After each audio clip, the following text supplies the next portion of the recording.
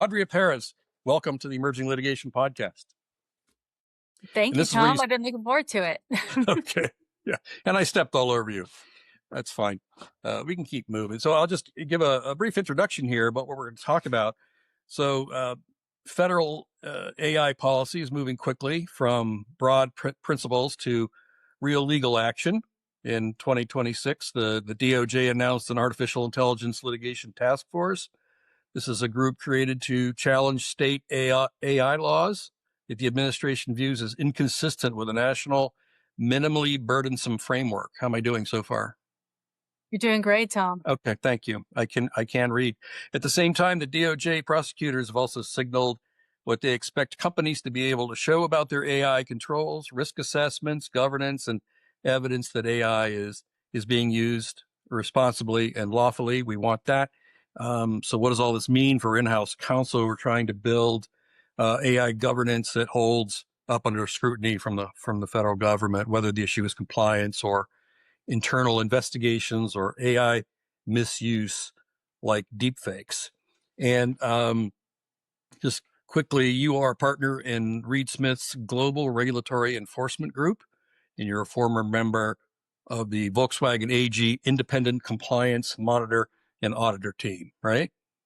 That's exactly right. Thank you, Tom. And I think that's a great summary of all that's been happening and just kind of taking a step back. So obviously AI as a tool can be used for you or against you, and the government understands that. So with the litigation task force that was announced with the recent executive order, it's really the Trump administration saying, okay, we don't have a federal AI law right now, but we have very progressive and proactive states out there who have come up with their own laws. So let's try to pause all of that for a moment and try to figure out whether there can be a comprehensive effort or law that may be at the federal level that could be useful. And we've seen that actually with the EU AI Act, where there is a comprehensive law that would apply to all of the EU union states. So that's sort of, I think, where this is headed. But of course, and we've seen in the last year or so that executive orders come out, and then there's some time of just trying to figure out what are the best next steps. And that's what we're waiting for right now. But I will say the federal government has been focused on AI for a few years now, even under the Biden administration. So under that administration, there was an update to the DOJ's evaluation of corporate compliance programs. And what that does is it's saying when the DOJ reviews a company and its compliance program, when deciding whether to prosecute or deciding about a resolution, that the DOJ looks at how the company uses AI. So how are you using it in your compliance program? Do you have the right controls to mitigate bias, to make sure that the AI tool is giving you something that's truthful and verifiable? And there's questions in the evaluation that can kind of guide companies when they are using AI for compliance purposes to say, okay, if I ever get in front of the DOJ, what do I need to show them? Whether it's documentation about protocols or whether it's use examples, to show them that there was an effort to mitigate all of the errors or bias that can come out of an AI tool. So all of this is to say that the DOJ is well acquainted with AI. They use AI themselves, right? There was a Biden executive order that came out a few years ago saying to all the federal agencies and departments, you've got to come up with your own list of how you use AI and which tools you use, and you need to make it public. And the DOJ still does that. They have it on their website. They have an inventory. It's a long, long spreadsheet of all the tools that's used and how they use them. And that's interesting in a way, because I do think there is sort of this perception that law enforcement uses AI only for what I would call hardcore crimes, right? Mm-hmm. Which would be, the types of things you would see at a state level. But that's not true. There are plenty of AI tools that the DOJ has disclosed that's used for white collar crimes or for, instances where companies commit crimes, whether that's, looking at financial records and summarizing those, or looking at travel. I've had clients who have called me and said, look, the Department of Homeland Security just showed up at our office and wants to know why our employee's been to China 12 times in the last 18 months.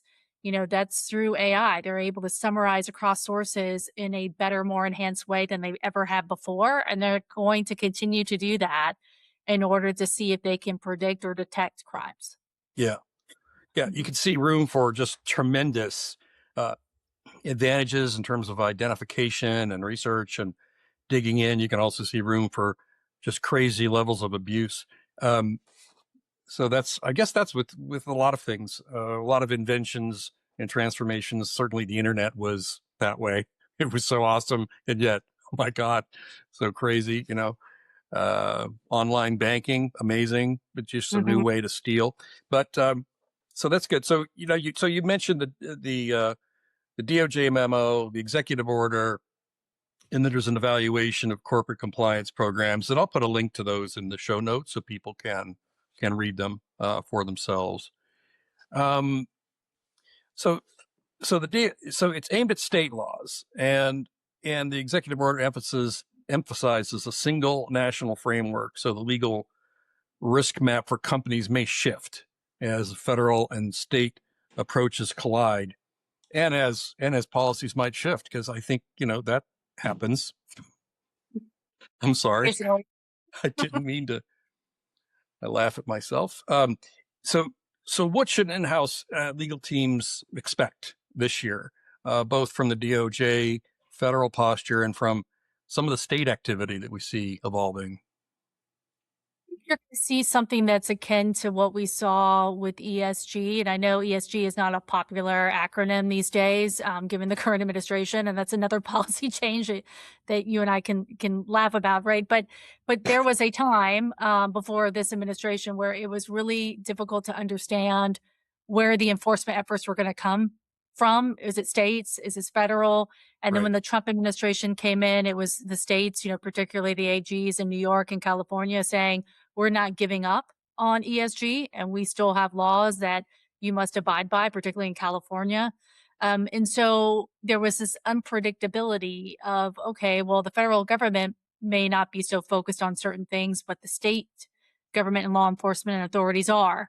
And I think hopefully our clients are sort of used to that kind of predictability because unpredictability, I should say, because you've got to figure out where your highest risks are and really put your resources into that. So when it comes to AI usage at a company, you got to see, okay, where are our risks?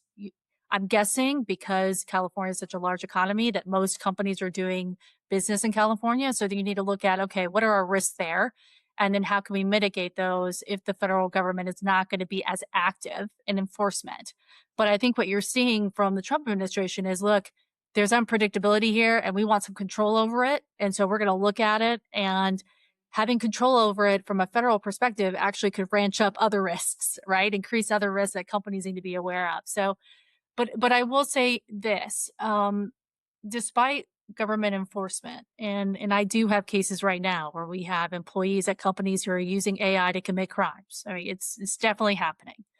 But besides enforcement, you really have to think too about whistleblowers, and you've alluded to this already, Tom, about deepfakes and misuse. But what I try to share with my clients is we got to change our mindsets a little bit. We used to be able to see a photo and we could tell right away if it was photoshopped, right? Remember when Photoshop was the new rage? Yeah.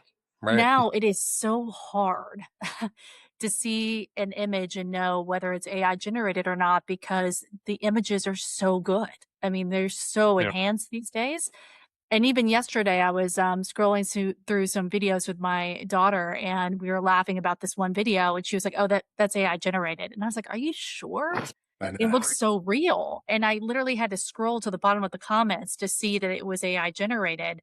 And that's the problem that we have. And so when you have really active whistleblowers, which our government is providing a lot of incentives for there to be whistleblowers, Mhm. they get a bounty in many respects now, more in more topics now than ever before through the federal government. So there's incentives, and now there's this great tool that can provide evidence or create evidence that looks real.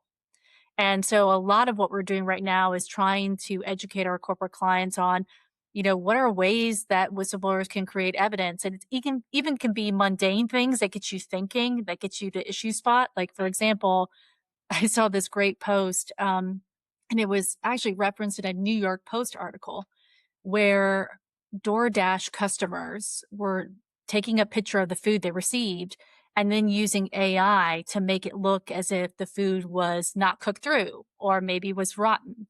And then they would ask for a refund through the DoorDash app using that AI generated photo to say, look, I didn't get my food was not right. It wasn't cooked through or it was rotten so that they could get a refund. And that's stealing, right? Hmm. That's straight up theft.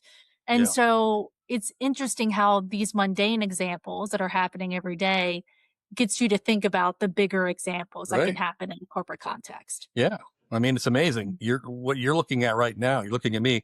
I'm actually AI because, I mean, who would believe of Yes, yes, he could look that good? Um, yes. and clearly, it looks like when he went to shave this morning, he forgot to put the little clip on the razor, and I just gouged my chin. Oh, I just have a nice full chin. Anyway, that's a whole separate thing. I think I'm going to AI it back in. But you mentioned, the younger generations. I think I'm pretty in tune to AI. I use it a lot, mhm, and I actually I did I think I might have sent you. I did a podcast with JD Supra about using AI in drafting. So because attorneys don't always love to write, but they not love to talk, but they are good at talking. You can turn a lot of your talking into drafts. But I talk about be careful, check everything. It's never going to write a final product for you. But anyway, so I sent my daughter who loves to snowboard. I sent her a picture from Russia where the snow had fallen outside of Moscow or wherever it was so high. It was at the top of like 10, 15-story apartment buildings. mhm, And I'm like, wow. And I believe it, the climate's going bananas. Why not? It's cold up there. I don't know where they were, Siberia maybe. And I thought, and Russian kids, I think, were snowboarding off the tops of these buildings. And I thought, this made me actually, really like the Russian people. But it'll look great. And I sent it to her. She said, Dad, it's AI. Like, okay, caught me, you know, it happens a lot, and it's happening a lot with people. That was my first concern about how cool those videos can be. I love to see like when a wolf and a deer are hanging out together. mhm, These are all very sweet. But yeah, I was always concerned when you'd see like a head of state giving a speech about mhm. something. Like, how do you know? And then people in even less sophisticated countries see that. I feel like we're becoming less sophisticated, but when other countries people would see it, they'd like, oh yeah, our president said let's do that.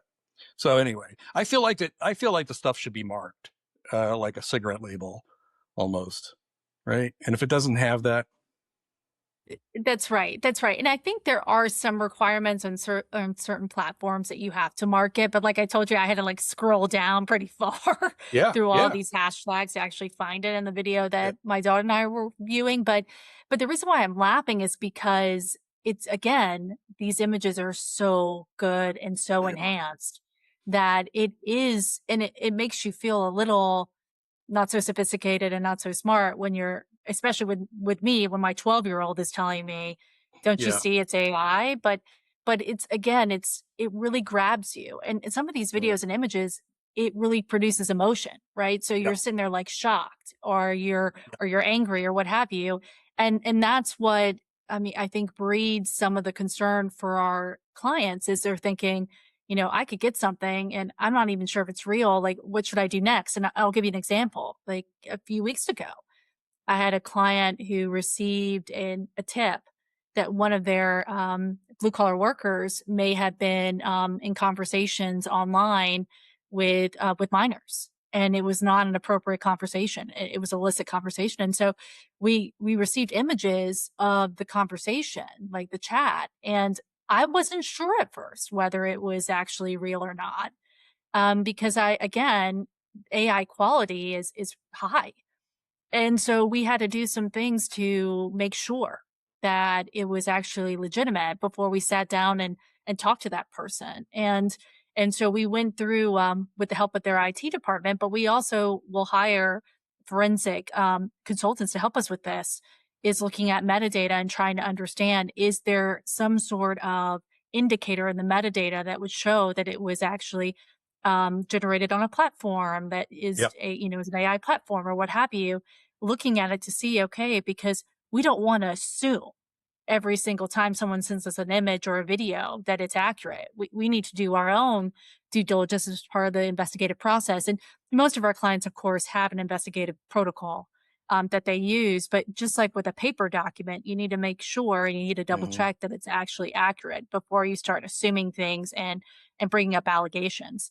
So it's the same thing. It's just in a different format Yeah. and honestly takes more time and takes an expertise that many companies may not have, which is why we use consultants sometimes. Yeah. I feel like somebody must be working on some kind of an app that you can run something through Right. using AI, probably to say, is this Mhm. real or it's not? Right now it's like Exactly. what do they call it? Not there's a crowdsourcing. It's like right now we're relying on each Mhm. other to say no. Anyway, he Mhm. didn't.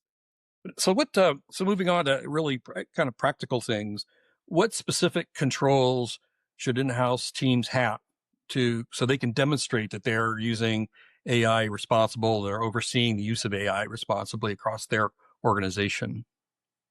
Right, if I had the ideal situation with a client and we were in front of the DOJ talking about the client's compliance program and the DOJ started asking questions about AI usage, I mean, I would love to have a protocol for how AI is used in the compliance program. And what that means is we even have protocols here at Reed Smith, for example, of how we use our AI platform for litigation, for example. And it will outline, when is Gen AI, useful in a litigation at what stages? When should we not use generative AI for a litigation? For example, when we're doing a privilege review, we would prefer to have human eyes on those documents to make sure they're privileged. Right now, we don't believe using Gen AI is the best use of that tool to detect privilege. And it is nuanced in some ways. And so we want a human to be able to do that. And that's in the protocol. Also talks about, ethical considerations, especially for lawyers. We have rules we have to follow. And then it talks about, other tools, here at the firm we use Harvey for AI purposes, but we also have other tools that we can use in e-discovery when we're reviewing documents or reviewing videos. And it kind of just outlines the different tools and what they're good for so that, you're not using the wrong tool for the wrong task, basically. Right. And that's what I like to see. Now, we also cover how do we mitigate bias, all right, and errors in our protocol. And whether that's through a protocol or whether like a prompt, or maybe we've seen evidence of, when you try to do with this task with generative AI, you're going to get a lot of false positives. So don't use it. Right. That's what I would love to see and be able to show the DOJ, look, we've taken a lot of thought, we've taken a lot of time, we put this together, this is what we follow. We may even audit sometimes how we use these tools to make sure we're not, generating a lot of biased false positives. Sure. I mean, we've seen that with clients, because there are cautionary tales, right, of clients using AI to review resumes or candidates because what we've seen years ago is a very top big brand company here in the United States decided, okay, we know who our superstars are in the company. Let's take those resumes from those superstars and let's put them into an algorithm so that when we see candidates that fit those criteria or those descriptors, we're going to get more superstars. Like, so at a top high level view, that makes total sense, right? Hmm. That's ingenious. But what was happening was the candidates that were actually taken out of that algorithm and got to the next step for a screening, it was not a very diverse sample. It actually was all these false positives started to happen. And it was basically, they were looking at candidates that were all basically the same and it wasn't giving them what they wanted. And so it led to disputes in litigation. And so testing your algorithms and your AI usage is a good idea to see, okay, are we creating our own false positives here? Are we creating a situation where bias is going to be much higher than what we really want? Okay. Yeah. I've got so many questions I'd like to ask, but I can't. Um, I'll just say, and you don't respond to these, but no, for example, this isn't, political, but so whatever the whole Epstein investigation, when when I heard that there are like 3 gazillion files and photos and videos, and it's going to take us forever, I'm like, are they not using AI? You know what I mean? It seems like that's an ideal. So moving away from that particular instance, if you've got a data dump, like you said, you get so much data, you get email, you get photos and video. You guys, you have a system, and I don't know if it was, you mentioned Harvey. Is that something that you all use? Is that what does that? Yeah, so we Or, have our AI platform here at the firm is called Harvey, and Harvey is Gen AI. And so you can generate, all sorts of different things, whether it's summaries, interview yeah, questions, summaries of depositions. If you want to do summaries of financial statements, which I did the other day, a chronology, you can do all sorts of things through Harvey. But then we have other tools when we get client data, whether it's, pictures or video or documents to help us review those. So, you mentioned, the Epstein files. One thing that I need for one of my cases is we do need facial recognition for videos. right, We have over 2,000 videos that we need to review. It would take hours and hours and hours for me to have a team of reviewers do that. I'm concerned also that it won't be as efficient. And so we have a test case where we're trying to see, can we use an AI tool that will have facial recognition on these videos so that I know exactly when a certain person appears in yeah, these right, videos? yeah, Yeah. And so that's definitely something we are using and looking into to be more efficient. I know there's this idea that in the legal industry, where you bill by the hour mostly, that using these tools is taking us away from profit. But I don't feel that way at all. I think that's a complete misunderstanding because I don't think actually you can be really effective or efficient looking at over 2,000 videos with hundreds and hundreds of hours of time when no, it would be easier and better for our clients and for us to be able to detect when a certain person appears. And then I can have a human look at it and say, is this really helpful for our case or not? yeah. When is that hourly thing going to go away? I've been doing this for over 20 years, Tom, and that's been a question for as long as I can remember. And I I just, think it's going to be a question for a while. I'm just going to go out on a limb here and say, I think it's just so stupid. My limited experience with hourly rates, when I'll work for clients and stuff, and I won't even do an hourly rate. I can't, I'm like something, a lawyer, you could say something in 10 minutes that can change a course of a company. So that's 10 minutes, and, and they made $1 gazillion following your advice or whatever, or they stayed out of trouble, or it's just like, I don't get it. But anyway, that's You're not another the part. only one. That's for sure. You're not the only one. Plus, I don't know how you do it. What do you sit there? I know you do it. I know how you do it. But generally, I feel like I'm watching like a chess match, where you're always like, okay, I'm hitting this client's clock and this client's clock. And I know you guys have software and stuff for that. But that's just my pet peeve on behalf of attorneys. Um, it's like, It's funny that we're talking about AI, Tom, and then you're bringing up the billable hour conundrum, but both of them brainwash you. Like when you start billing hours, you think of time differently and you think of your daily tasks differently, right? uh-huh. But using AI, same thing. Like once you start using AI and you start generating your own prompts and putting in prompts and getting better at it, you start to think in everything as prompts. so so it's the same kind True. of brainwash. True. It changes your mind. Yeah, your mindset for sure. Mhm. Yeah. I have found myself, yeah, it's funny how it does that. Even silly things that unrelated though. I'll be reading a hard copy magazine, and I'll want to flip the photo to the next photo. I'm like, oh God, my brain is rewired. But yeah, you do start to think that way. There was an interesting thread that somebody brought up on LinkedIn about gender differences in AI and the use of AI. And the question was around whether women, this is all generalizing, of course, women are traditionally have more soft skills that actually make them better for writing prompts, and following up and doing more detail work. And then I did a little bit of poking around because I thought, because they were saying, women can actually jump ahead But all I can think about is men and learning anything new. Like men never generally don't use instructions. I don't use instructions. Men will dive in, damn the embarrassment. You know what I mean? Where some of the stereotypical, or a woman might be more careful and so might be better suited for AI prompts. Who knows?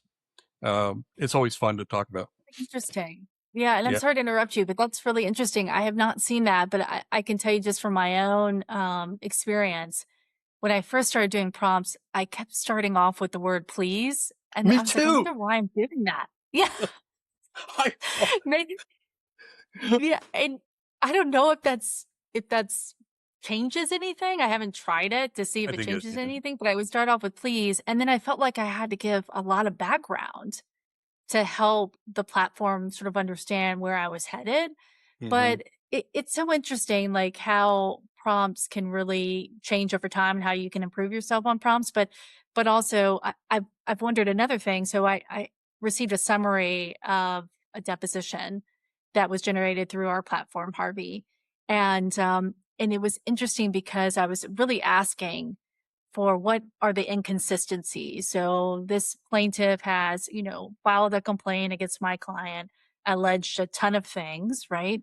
And then she was later deposed a few years later. And I was like, okay, well, let's try to see if we can get a summary of the inconsistencies. That would normally take an associate several hours to Mhm. do, to read the deposition transcript, to compare it to the complaint, to figure out the inconsistencies. And then within 20 minutes, I got something from Harvey. And I don't know if it was because the plaintiff is a woman, but Harvey put in a footnote to kind of describe to me how even though it's named some inconsistencies, it could be based on her gender. And I Hmm. thought that was interesting because I did not ask that. And I thought Oh, it was very interesting that it said that. And so, but again, these are things that you get to use AI more and more.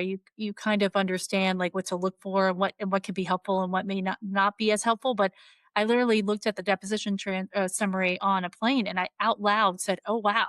Like because I did not expect it right. to have that footnote. But it's interesting and it is something I'm sure someone is studying at a very high collegiate level of what does it mean as far as gender differences with regard to prompts, but also maybe actually the platform signaling or actually pointing to gender differences. Yeah. So Yeah. it's very interesting.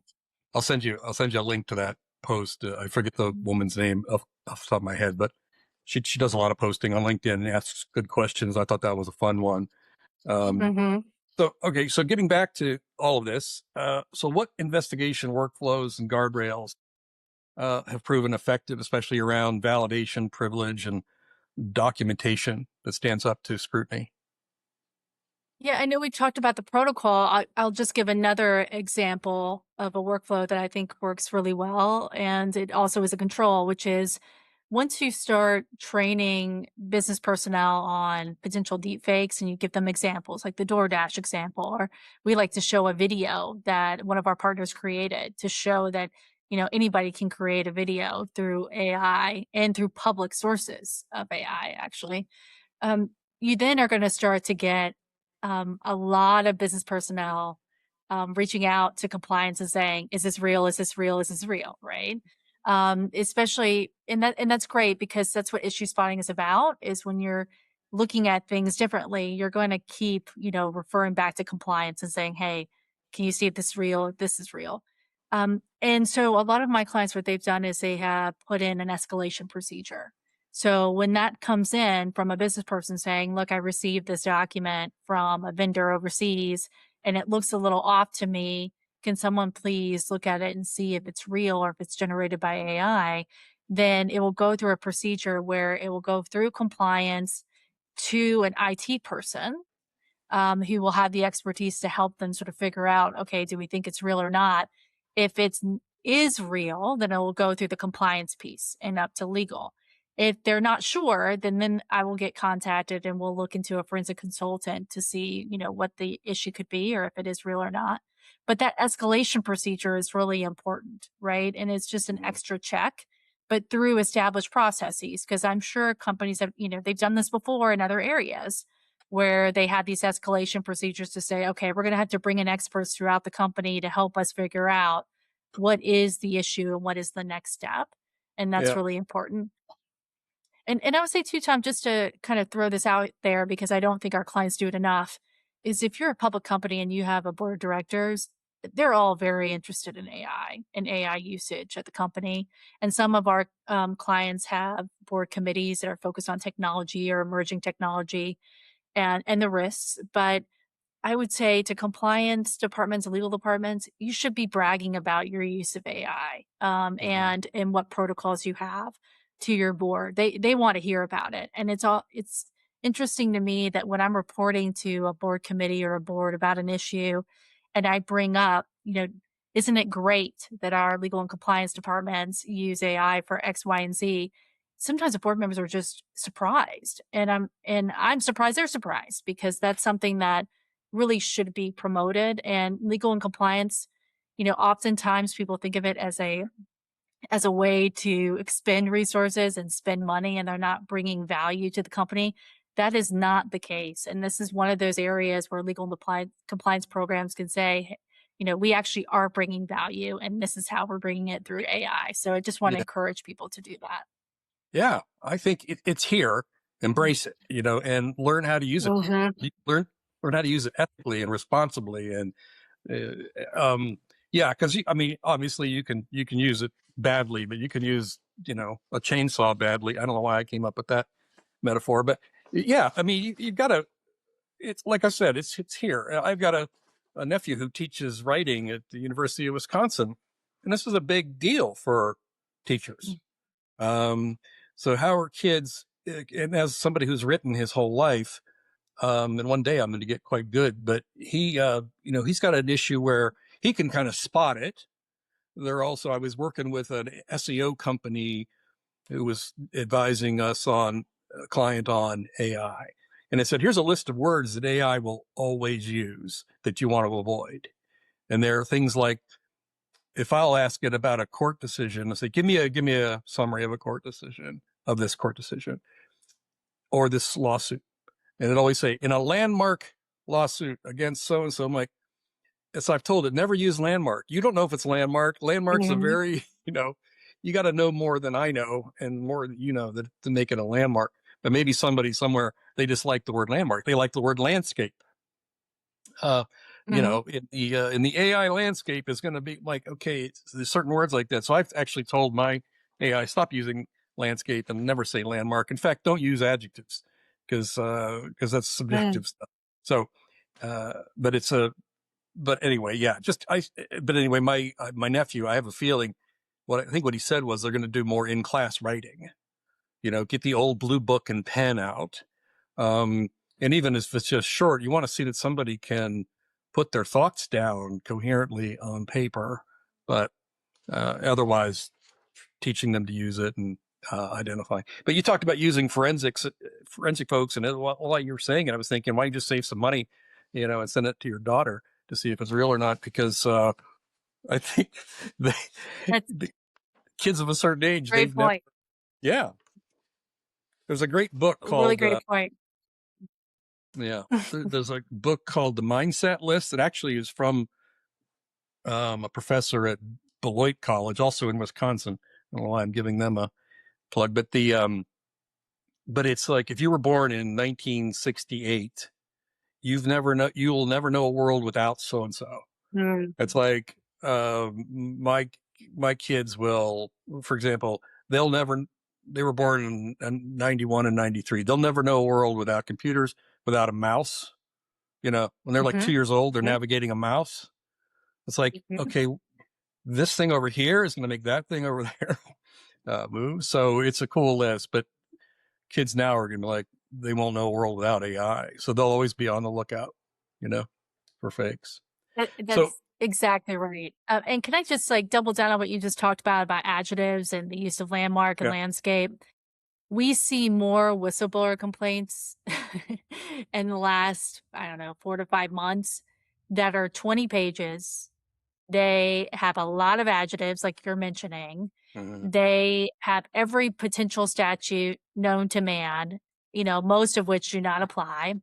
And Mhm. it's really easy to see right away that it's been generated by AI. But the issue doesn't stop there Mhm. because the compliance department, they've seen it to us as outside counsel. So obviously they want us to see it because what's ending up happening with these long whistleblower letters with lots of adjectives is it only it almost makes it harder for the compliance department to understand, well, what do I do next? Like, what's really the issue here that's embedded in 20 pages? And so and you can't just say to your board or to the DOJ, for example, it was so long, we just decided not to do anything about it, right? And Wow. so we have to figure out, Wow. what's the core issue, what we should look into because of what you were just referring to, all the adjectives, all of these, words and phrases that don't really make sense in the context that we're in. And, Mhm. I have drafts of even, pleadings where I thought, oh, this is definitely generated by AI because half of what they're saying in the legal context doesn't make any sense. Mhm. And so I commend your cousin for like, let's get back to brass tacks and let's start doing like writing in Right. class. The same thing with law school. It's almost like you've got to have the experience and also the education to know when you're looking at something, well, that doesn't make sense in the legal context, so this must be generated by AI. You have Yeah. to have those experiences. Yes, you're absolutely right. I call it, a smell test because I'll look at something and like this all looks good and sounds good, but wait a second, is that really right? And then I'll ask AI, is it sorry, good catch? I'm like, okay, wait a minute. Thank you for correcting me on that because that's not actually okay. So yeah, it's I don't know. I treat it like a young or inexperienced researcher that's just really, really smart. Um, but so finally, let's get down to some very practical ideas. What should companies be doing right now to get in line with these requirements? So I would say from a compliance program enhancement point of view, I think the government authorities would expect companies to use AI to enhance their policies. I can't tell you, like even 2 years ago, a company would send me like 8 policies and say, can you please help us make these more streamlined or make sure we get rid of inconsistencies and which always happens. It's like sometimes when you get the instructions, like you were saying, to put together furniture, it's like, see page 5, you go to page 5 and there's no page 5, right? So, and AI is a huge helpful tool to help you with that for inconsistencies and streamlining policies, enhancing your training to make it more user friendly and easier. I've seen our clients using AI to help them summarize whistleblower complaints or surveys. A lot of our clients do employee surveys every year, and they want to see like how the responses have changed over time. Are they improving their processes so that they can see that in the responses from the employees? So they will use AI to summarize that. I have one client who's told me that she has a very specific question in her survey to the employees about feeling like you're in a silo or feeling like you have too much pressure or stress because she feels like if you feel like you're in a silo and you have tremendous stress to hit a target or to hit a goal for the year that the company has deemed to happen, you're more likely to break the rules or to circumvent rules to do Yeah. that. And Hmm. so she's using AI to kind of see, okay, where are those hot spots? To say, okay, I need to do more training in those places with that sales team and that geography or whatever it is to make sure that I'm preventing something that could actually turn out to be something that would cost us millions and millions of dollars to get over. So Yeah. there's all sorts of different ways to use AI to really help a compliance program. On the internal investigation side, we use it for, I've mentioned chronologies and interview questions and summarizing different whistleblower complaints so we can kind of see again where are the trends, drafting and editing. Or even the other day, I was given something in Portuguese, and even though I can speak and read Spanish, Portuguese is a little different. So I was reading this audit report in Portuguese, and I had to get an answer to the client within 5 minutes because of an issue that was going to happen. And, I read it and I thought, okay, these are the paragraphs I really need to understand more fully. And I put it into Harvey and had a quick high level translation, which was great. But also with document review, Tom, it has helped me so much in so many cases. And I'll give you an example. I had a client who had like 100 custodians, like 100 employees who had Teams chats and emails about an issue that was really just permeated the company. And I had to figure out who first learned about this fraud because it just was perpetuated year after year after year. And so we had all the Teams chats and the emails put into a review database. And there was an AI tool associated with that database where I could literally put who was the first one to learn about the fraud, right? And I was more descriptive and detailed than that. But automatically, all the summary comes up and it says in 2017, Tom realized there was an issue about blah, blah, blah. And then it goes on to summarize, and then it has all these documents that you can click on to see like where it got the information to create the summary. Yeah, And that's that. that was huge because because I just avoided like all this time. And then I said to the reviewers, okay, I need you to focus on these documents first and then try to find other documents like it so that we can be more targeted instead of reviewing, doc after doc, Teams chat after Teams chat. And Tom, I know this will surprise you, but a lot of Teams chats embedded in a bunch of Starbucks talk about, oh, did you get your Starbucks stars and did you get your coffee and blah, blah, blah. There's like 2 lines of actually something important. And I was like, there's just no way we would have been able to get to that important piece as quickly as we did with AI being the tool. And so Yeah. there's just so many ways to enhance things and make things go faster. I just think of the stupid things I say to people and they say back to me in Teams chats and stuff because we're human beings and we're not in the same room and we just like have Mm-hmm. funny observations or whatever. And it's just so dumb, but it's fun. It takes a couple minutes, but if somebody read it back, like, what were you doing? Is this how you spend your time? Like, no, but that day I did a little bit. It's just like, That happens more often than not. You just nailed it. It happens more often than not, Tom, like when we're showing like in an interview an employee Teams chat after team chat or WhatsApp message after WhatsApp message, right? And they're just like so embarrassed. And I remember one person was just like, please don't look at all that Starbucks talk or don't look at all this talk about political views. And we're not there for that, but it's amazing to see how people react. And it used to be emails, right? I used to show emails more often sure. than not, Oh but yeah. we're past that now. As we talk Oh, about evolving technology, it's all in the WhatsApp and it's all in Teams chat these days. yeah. And sometimes I like with teams will because I'll have meetings or phone calls with people that are about business, but then I'm also friends with them, and so then we'll go off on something, and then it'll give a summary of the call.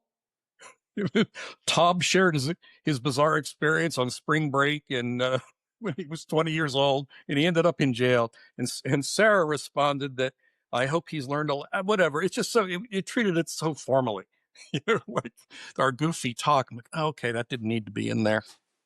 That's good. Okay. Now, one last thing you've mentioned Harvey. I meant to ask you: is that off the shelf or is that proprietary to Reed Smith? No, I think Harvey is used by other companies and other firms, Okay. but this one in particular was customized to us. Okay. So, but I would say, some of my clients use Harvey, but others use different tools that have come about that are more tailored towards, in-house counsel and in-house legal departments and compliance departments. I will mention this though, Tom, because I thought this was interesting. One of my clients mentioned to me that they had decided to actually have 2 different AI platforms at the company. One was for the business at large, and then one was for the legal and compliance department. And the reason why is because the legal department realized that they were getting whistleblower complaints and other just drafted documents that they could tell that the platform was using their legal memos and their Right. privileged and confidential materials. Right. And they could see that it was learning from that. And the legal department and compliance department decided, okay, we can't have that. And so that's why they decided to separate it, which is more of a cost, right? More resources have to be dedicated. But that was the first time I had ever heard that from a client. And I would not be surprised if that keeps happening. But here at Reed Smith, we use Harvey. We're trained on Harvey. We actually have within the litigation department, we have just started routine webinars, but also where we're talking with each other about how we're using AI, what's working, what's not working. The partners were just trained the other day on how to use certain features in Harvey. We get new features from Harvey pretty regularly that we're trained on. I mean, it is very much a focus here. I was at a different place for 20 years, and I've never seen anything like this, like the kind of resources that are put into technology, like at Reed Smith. And it's great because sometimes I feel like I'm actually teaching our clients. Like we have a CLE presentation where we talk about AI with compliance and internal investigations. And in the appendix, I have like 6 or 7 prompts that I share with clients that they can literally cut and paste, like prompts that I use. It does say please in it, by the way, every single one. But, I think it's really important that we're also sharing with our clients how we use it and how they can enhance what they're doing, because it is such a great tool. And like you said, if you don't use it, I mean, the technology is going to just run away from you. You will be in a poor state than those who do. My use of it is very simple. I'm writing about areas of law, and but anything I have for a client, I have a disclaimer that initial drafts and research were done with the aid of Microsoft Copilot and Adobe Assistant. But then I say it's been reviewed by a legal editor with 40 years experience. I just put that in there. Clients, I mean, nobody's actually made a big deal out of it, but if you saw the first draft versus the final, you would see, it's checked. And I do, like you mentioned, the one case where the system shows you where it got the information. And that's one thing I on with Copilot. Adobe does it automatically. Now, Adobe's different because I'll give it a 150-page document and I'll ask it, give me the key points, but then it'll show me exactly where in the document it got these key points. And so I can go through, just like you were saying, and go through and check them. So that's it. So I don't know. I think I think I covered everything. Is there anything else you wanted to go over? I think we nailed it. Any No, final this has been so fun. Yeah, this has been a lot of fun. I knew it would be, and I knew the time would go by really quickly. The only final thought I would say is, although there are ways that AI can be used against companies, there are so many other ways where it can be really beneficial. And I do have a few clients that are just a little bit timid in sort of dipping their toe into AI because they're afraid of all of the risks, sort of like, the sky could fall down. But I think just like you and I were talking about, once you get started and your mind starts to shift and in the, sort of the brainwashing of prompts, you start to realize that it can be an amazing tool that can really be efficient and effective.